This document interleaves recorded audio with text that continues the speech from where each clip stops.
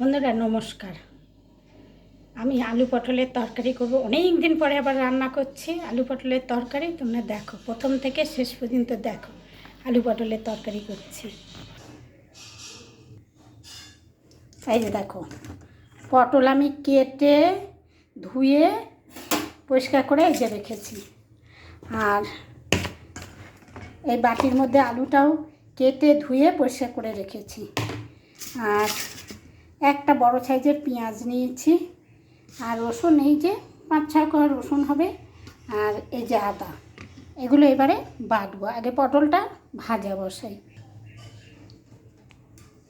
এই যে দেখো, তেল দিচ্ছে, কড়াই বসিয়ে দিয়েছি, সেটা দেখালাম না, গ্যাস ধরানোটা তোমাদের। হ্যাঁ, তেলটা গরম হোক।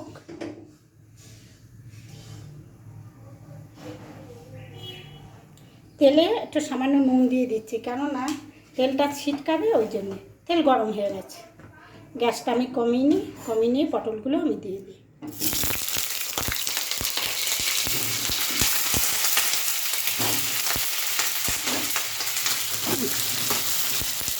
তারপরে প্রচুর ফুটছে। এই যে বন্ধুরা, পটলটা ভাজা হয়েছে, এবারে নামিয়ে দেবো। লাল লাল করে ভাজা হয়েছে, আমি নামিয়ে দেবো।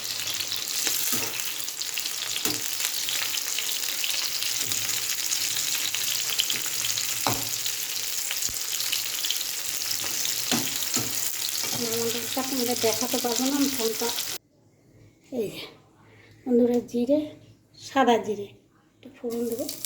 দেখো কড়াইটা প্রচুর যেতে যাচ্ছে। একটু দিয়ে দিই।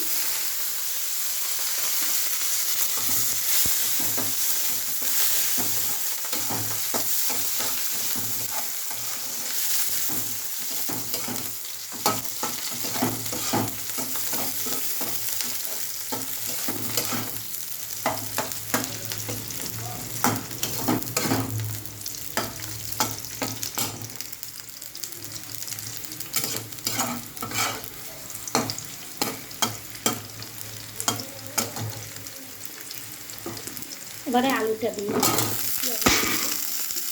আলুটা দিয়ে দিলাম।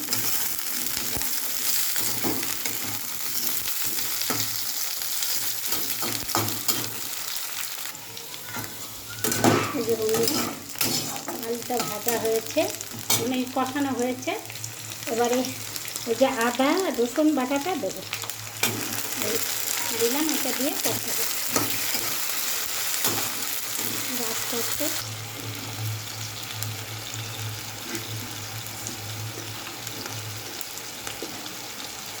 এই যে হলুদ দিলাম, আন্দাজ মতো হলুদ।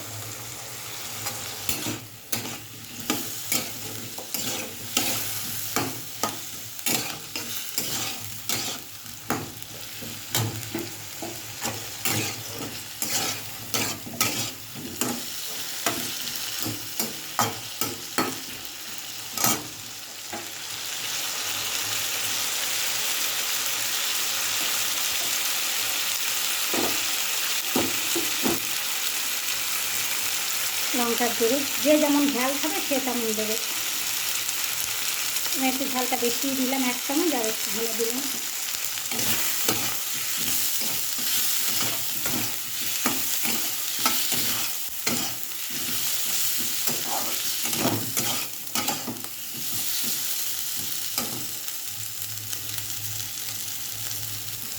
এবারে পটলটা দিয়ে দিই।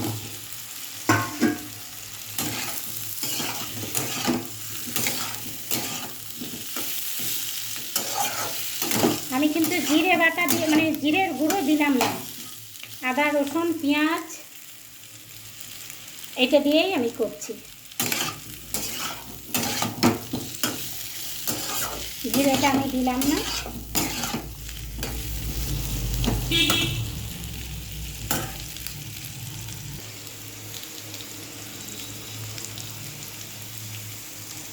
এই যে নুন দিলাম আন্দাজ মতন।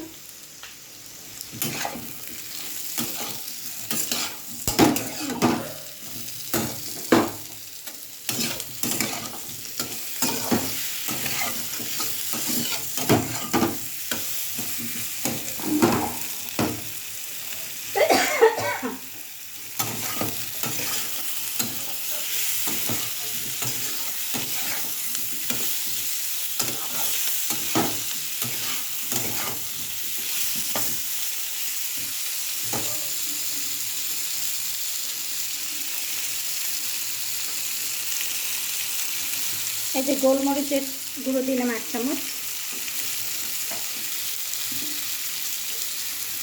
জলটা দিয়ে দিলাম, হয়ে গেছে কষানো।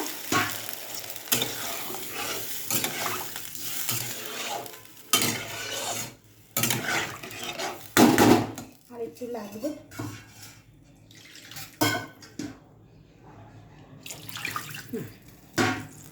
ব্যাস, এই যে হয়নি কষাইটা। এই যে একটু মিষ্টি দিয়ে দিলাম। তোমরা চাইলে মিষ্টি দিতে পারো, না চাইলে নাও দিতে পারো। আমি একটু দিয়ে দিলাম, আলু পটলের তরকারি একটু মিষ্টি দিতে হয়। এই যে বন্ধুরা হয়ে গেছে। এবারে আমি গরম মশলাটা বেটে রেখেছি, এটা তোমাদের দেখাইনি, গরম মশলাটা দিয়ে দিই।